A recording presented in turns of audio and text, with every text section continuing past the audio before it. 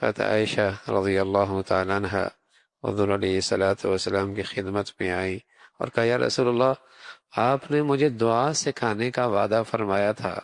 فرمایا ہاں، تمہیں دعا سکھا دیتے ہیں، تم یہ دعا کیا کرو، اللہم انی اسألک من خیر ما سألک منہ نبیک محمد صلی اللہ علیہ وسلم وأعوذ بک من شر ما استعاذک منہ نبیک محمد صلی اللہ علیہ وسلم۔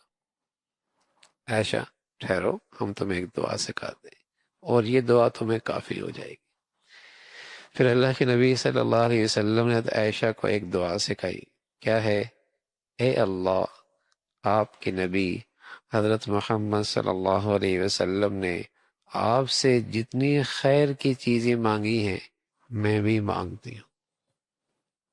اے اللہ، آپ سے آپ کے نبی محمد رسول اللہ نے جتنی خیر کی چیزیں مانگی ہیں میں بھی مانگتا ہوں، اور آپ کے نبی حضرت محمد صلی اللہ علیہ وسلم نے آپ سے جتنی چیزوں سے پناہ مانگی ہے میں بھی ان سے پناہ مانگتی ہوں۔ کیسی پیاری دعا ہے۔ اللہم انی اسألک من خیر ما سألک منہ نبیک محمد صلی اللہ علیہ وسلم ونعوذ بک من شر ما استعاذک منہ نبیک محمد صلی اللہ علیہ وسلم۔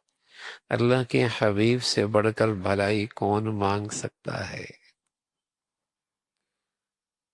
اور اللہ کے نبی سے بہتر چیزوں سے پناہ کون مانگ سکتا ہے؟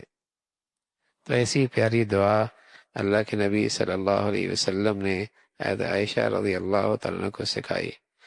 بس دعا مکمل ہو گئی، گویا رسول اللہ صلی اللہ علیہ وسلم نے اپنی پوری زندگی میں جتنی دعائیں کی ہیں، آپ علیہ الصلوۃ والسلام نے اپنی زندگی میں جتنی دعائیں کی ہیں اور وہ پرچہ بنا کر دے دیا کہ میں نے جتنی دعائیں مانگی ہیں تم ان کلمات سے وہ ساری چیزیں مانگ سکتی کہ یہ مانگ لیا کرو۔